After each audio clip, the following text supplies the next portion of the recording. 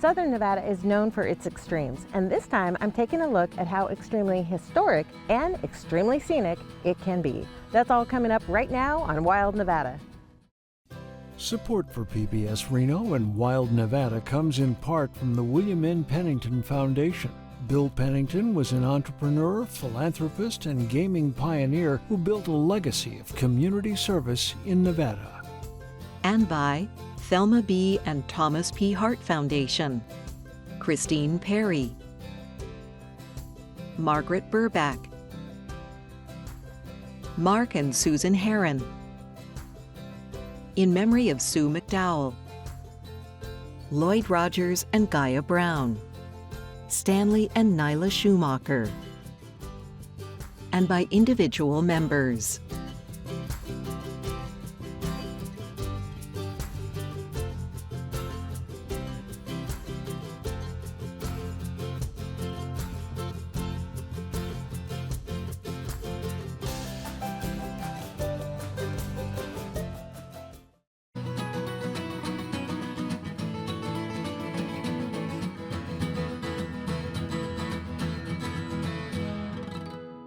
Las Vegas is well known for entertainment in a variety of forms, and the list of things to do in the area got longer when Nevada State Parks opened a brand new park and visitor center that explores some of the oldest history in the area. And that makes Ice Age Fossil State Park the perfect place to begin a trip that explores the prehistoric roots of Southern Nevada. Ice Age Fossil State Park in northern Las Vegas is adjacent to the Tule Springs Fossil Beds National Monument and opened in January of 2024. At the park's visitor center, I meet Emelisa Saunders. What makes something Ice Age? How old does it have to be considered Ice Age? The time period that we're studying is about 12,000 to 100,000 years ago. There have been several ice ages, but the most recent one was that time period. And it's not what people think of with the Ice Age. So most of us, when we think of the Ice Age, we think icy, logically. But our area here was an oasis in the desert. So there was lots of groundwater. There were many, many springs right here on this land. And so it created a beautiful, green, lush, plant-filled landscape for these Ice Age animals to survive here. There were a lot of animals that are still around today. So we had coyotes and snakes, desert tortoises, a few different types of lizards. So we have fossil remains of those. But then there are what we call the Ice Age megafauna, which just means large animals. And those animals included Columbian mammoths, American lions, saber-toothed cats, Scots horses, camels, which is our park mascot, dire wolves, other really exciting large megafauna. The mammoth out front, he's very artistic, so there's got to be a story about that. That was the brainchild of a 15-year-old Girl Scout named Tahoe Mack. She was inspired by a talk given to her Girl Scout troop about the trash that was kind of dumped on this site for decades and decades and decades. So working with the protectors of Tule Springs and several really talented artists and a whole crew of wonderful volunteers, they went out on this site and they collected tens of thousands of pounds of trash and turned it into the skin of this sculpture, which is now a beautiful artistic representation of community and of turning trash into treasure. With all the sculptures that we just have a single solitary sculpture, but with the direwolf, we have three. This is the location of the first direwolf fossil ever being found in the state of Nevada. And so to kind of commemorate that, we put 3 direwolves there instead of 1.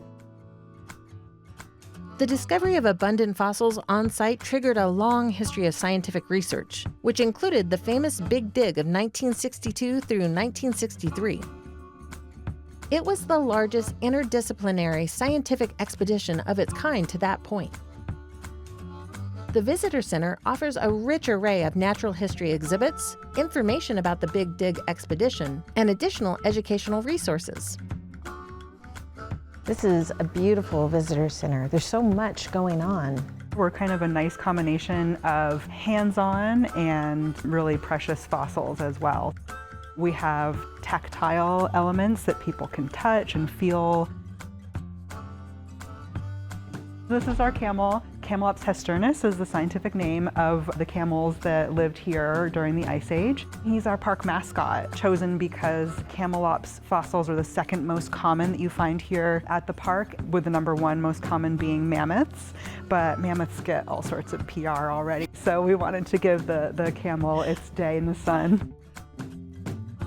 This is a mammoth tusk, so we have two really impressive tusk fossils here at the visitor center, one being this 7-foot example, and another, there's a great story to that one because it was originally found during the Big Dig in 1962 and 1963, then reburied unbeknownst to anyone, and then unburied. Why would they have buried it again? They were focused on archaeology, so human remains, human objects, and not so much on paleontology, which are the animal objects. And so they probably ran out of time, didn't have the right resources, didn't have the ability to preserve that tusk, and so they just wrapped it in newspaper and buried it again. And in 2011, when the UNLV students uncovered it, they were able to tell that it was from the Big Dig based on the newspaper clipping that was found with it. These megafauna that we focus on here in the visitor center and out on our megafauna trail, the scale of them is one of the most impressive things that you can learn. The American lion, that was a big kitty. Scots horses, smaller than they are now, and then Columbian mammoths, of course, being absolutely enormous. Those large animals living in large herds had to eat a lot of plants. The predators had to eat some big animals. The amount of grass and water that was here at the time supported these big herds of these really, really large animals, which I think is really kind of mind-blowing to think about in our desert today. Ice Age Fossils State Park offers 3 different hiking trails to allow visitors to explore some of the fossil beds on the 315-acre park. The trails give you the chance to experience the natural forces that created and reshaped this landscape over the course of millennia.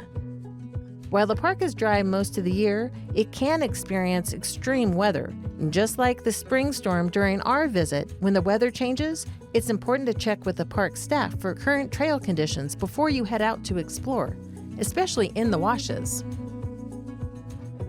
The best way to protect the park and protect yourself while you're here is to stay on trail. Staying on the trail means that you're avoiding possibly stepping on a fossil, stepping into an animal burrow, maybe injuring yourself by stepping into a crevice or a hole. So by staying on the trail, you're safe, the park is safe, and we're protecting this for future generations to enjoy. We want people to definitely understand that when you come to the park, you're not going to see like an entire mammoth skeleton laid out on our trails. There absolutely are fossils still here, but they are where they are safest, which is underneath the ground, buried still, until a researcher comes along and excavates them. As we walk along here and it's starting to sprinkle, I'm realizing that this landscape is probably still changing. Oh, every single day. So the cliff walls, little bits of them will fall off here and there. Sometimes little bits, sometimes big pieces. When we've got good rain, it will change not only the cliffs that we're walking alongside right now, but we're about to walk into a wash. And during heavy rains, that's an active wash, and the water can move through that in streams and rivulets and change the landscape in a day. Well, I have to say, this is not the sunny Southern Nevada day I expected, but it's just so amazing to get to visit not only a new state park, but a protected landscape. So thanks for bringing me out here. Thanks so much for coming. Well, and maybe this rain will uncover a few new fossils for you. It might do that. As the storm begins to clear, it's time that I head into Las Vegas to learn about a project that was inspired, in part, by the Ice Age Fossils State Park. I'm ready to wet my whistle, so I make a stop at the Las Vegas Brewing Company, where I meet Kyle Dalder, who tells me of a unique way that they're helping to contribute to Nevada's state parks. We have a really exciting partnership that just kicked off with the Nevada State Parks Foundation. We have partnered up with them to release special beer for each and every one of the parks, kicking it off with our first one from the Ice Age Fossils Park, the Camelops Kolsch. The Camelops was an icon, the representation of the Ice Age Fossils Parks. You're working to draw attention to all the entities and all the parties involved. So the ultimate goal is to get people to get out and experience these parks.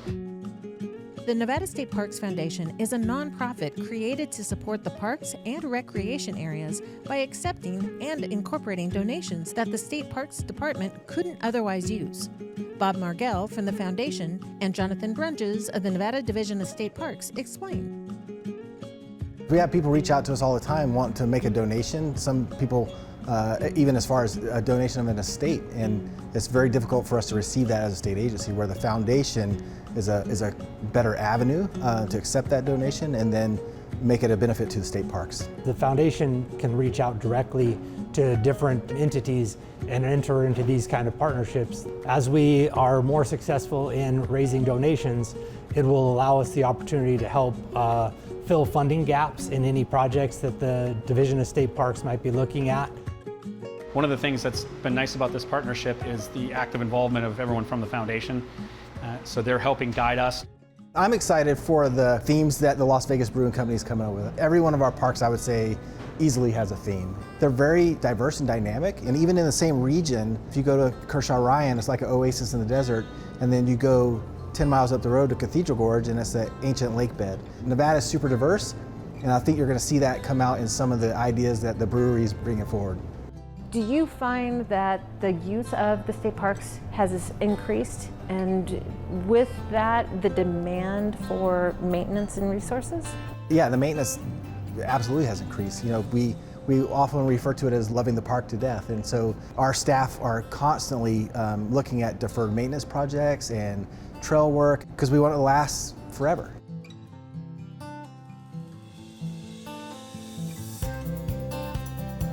Well, it's finally time to taste test.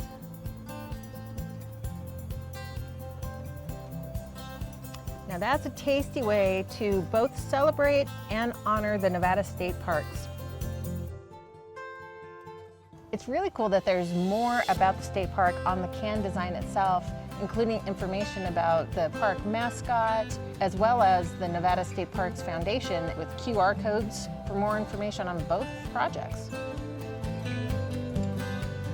It's been great getting to learn a new way to toast Nevada's extraordinary state parks, but it's time to get some rest, finish the rest of my beer, and get ready for a full day of adventures tomorrow.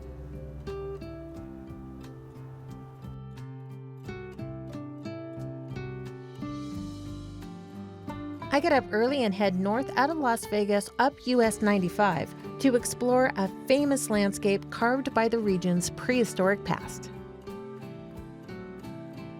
I leave Highway 95 at the historic and eclectic community of Beatty, which is known as Nevada's gateway to Death Valley.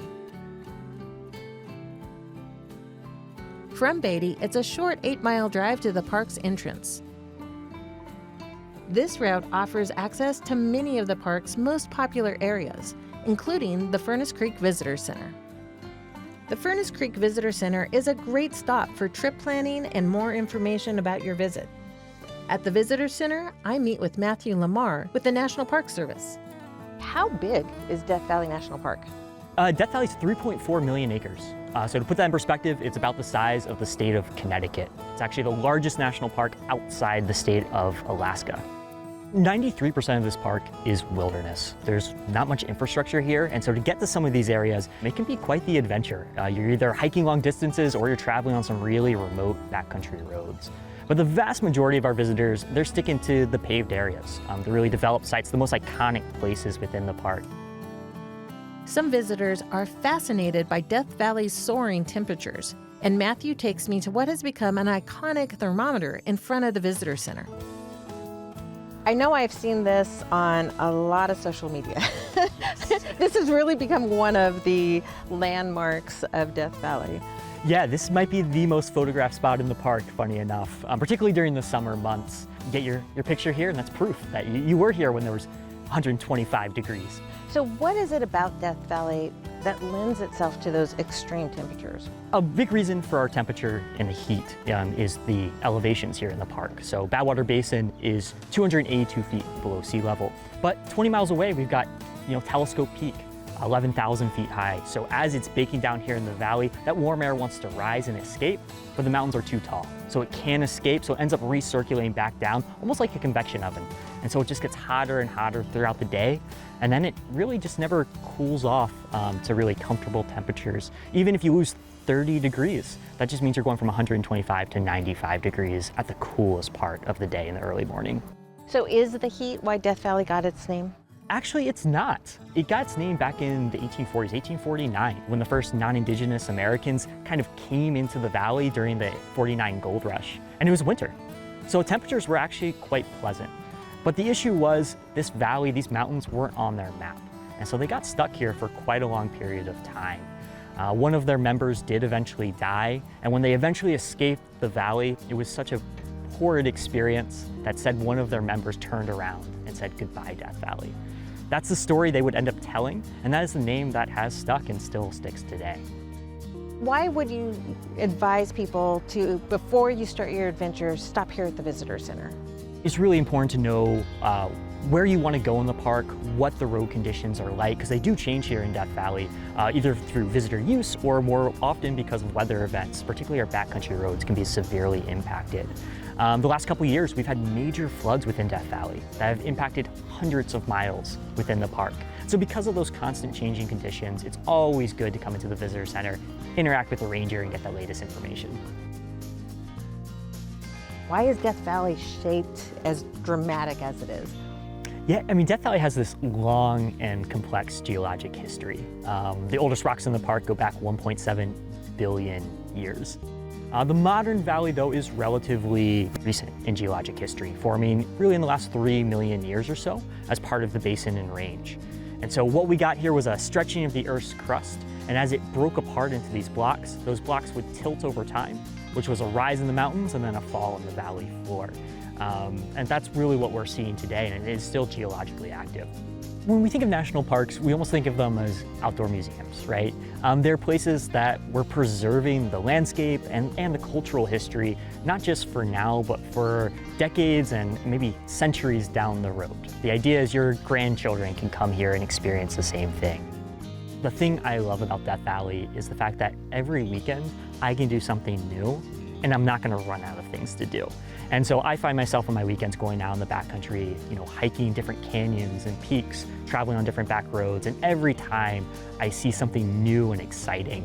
And so that's what keeps me here in the park, is that ability to constantly be entertained and constantly experience new things. A self-guided driving tour is a great way to travel through Death Valley. It gives you the chance to explore breathtaking landscapes, unique geology, and fascinating stories at your own pace. But it's important to keep your vehicle's fuel and capabilities in mind in a location with such temperature extremes and little or no cell service. My first stop is Badwater Basin. Sitting at 282 feet below sea level, this is the lowest point in North America and is a surreal landscape of vast salt flats. The basin was once the site of the large ancient inland lake Manly, which evaporated tens of thousands of years ago. To get a good view of the salt polygons that this area is known for, take an easy 1.5 to 2 mile round-trip walk out onto the salt flats. Heading north on Badwater Road, I can't resist the signs for the artist's palette. This side trip is a one-way loop through an array of rainbow colors that are splashed across the surrounding hills. Allow for approximately 30 minutes to make the drive, depending on how often you stop to get out and enjoy the stunning scenery along the way. Back on Highway 190, and actually just a few miles from the main visitor center, is Zabriskie Point, a popular view spot with hiking trails into one of Death Valley's most iconic landscapes.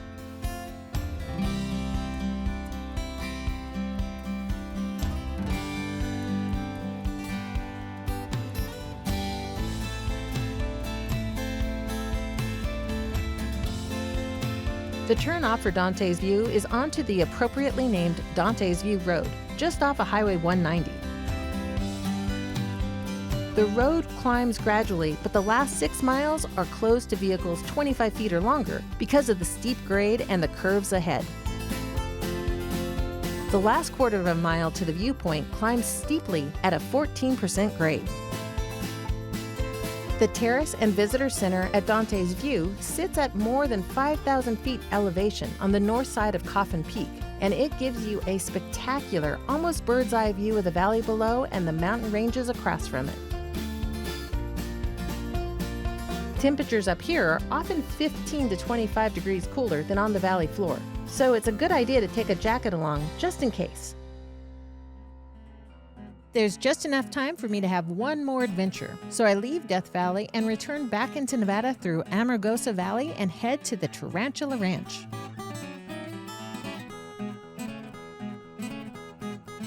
This relatively new attraction in the area offers a personality-packed place to camp, or if you prefer, glamp, and perhaps even the chance to taste a bottle of Mojave Desert grown and bottled wine. At the ranch, I meet Brendan Schmidt. How did you end up at Tarantula Ranch? We love Death Valley. We'd come down for spring break. I'm from the Pacific Northwest. We'd bring the kids down and just love the desert. I think before we'd visited Death Valley, we had no appreciation for the desert at all. And now, I mean, I just look around, it's just beautiful to me. And I think it's just so different than what I grew up with that it's found a place in our hearts. And so we just looked at properties and we found this, but with no intention of a campground or dealing with grapes. We just would have friends come down from Portland to camp. So we put together a little bathhouse over here for them to use.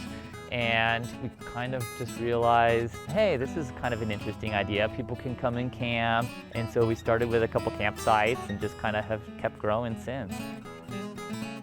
What is the experience that a guest can expect here? Well, we have a lot of different levels of accommodations. So from just tent camping or sleeping in your vehicle up to like a guest house. But even the guest house has an outdoor shower. You're still subject to the environment. And so all of our guests have some appreciation for nature because it is a big part of your stay out here. People come here looking for adventure. So I have to ask about the name. Is a person to expect a tarantula coming into their campsite when they stay here? No, it would be very unlikely to see a tarantula. They do come through in the fall, but we see, you know, as many as we can count on one hand, usually every year. Well, we talk about a place having some character. These have character. And I have to ask, are these all your license plates? No, a handful are ours or families, but a lot of them were here. We just found them, so we started sticking them on there, and then we noticed people started sending them to us or bringing them along. So we call it the license plate building. So the bathhouse looks like a really interesting building. I don't know I've ever seen a bathroom that looks like this.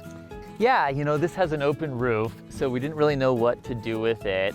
And so when we had some friends down to camp for the first time down here, we put an outdoor shower in there and a toilet, and it just kind of turned into our first bathhouse. And the cool thing about it is it's made out of containers that held artillery. And so you can read it from the inside. You can see the contents that were in it, and they just turned it into a building. My son painted the bathhouse sign and, you know, putting curtains and stuff up. This is just the original building, and a lot of the stuff we found inside it is still in there. So what kind of vines am I looking at? So right in front of us here is Chardonnay. It's our only white grape, and it seems to do really well out here in the desert. We're really happy with the size the vineyard is now. It's a micro vineyard. It's easy for us to just manage as a family. So I don't foresee having it grow, but we'd like to keep adding more accommodations, trying to keep things small enough and to where it's a fun family business and just doesn't grow too big, too fast to where we're not enjoying it anymore. And when you get to have a view like this, how can you not want to enjoy it? No, it's gorgeous. That's one of the reasons why we fell in love with this place, is because we're just surrounded by BLM land, and this is the Skeleton Hills here. You can summit it. There's even a box up there you can write your name. We've had guests do it.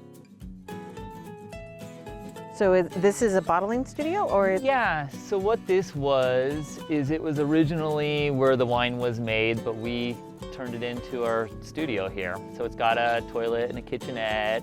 You can sleep in your car or your tent, or you can have a stay in the bottling room.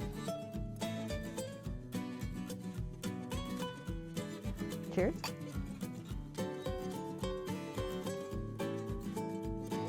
That's very nice. A very nice way to end the day in the desert, have a little local flavor, and to actually be looking at where the grapes came from and enjoy it with the people who made it. It's a whole different kind of wine tasting experience. It's definitely our pleasure. We had a lot of fun doing it and making it, and now we enjoy drinking it.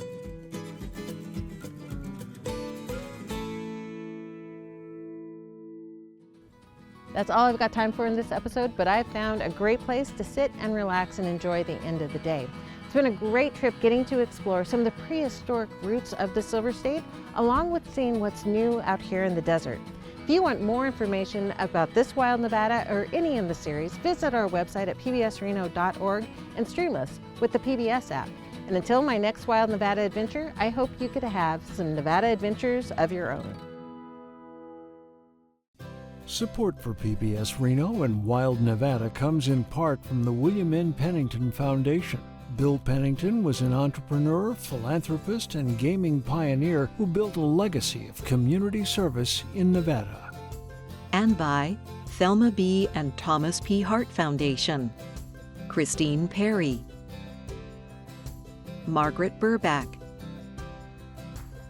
Mark and Susan Herron, in memory of Sue McDowell, Lloyd Rogers and Gaia Brown, Stanley and Nyla Schumacher, and by individual members.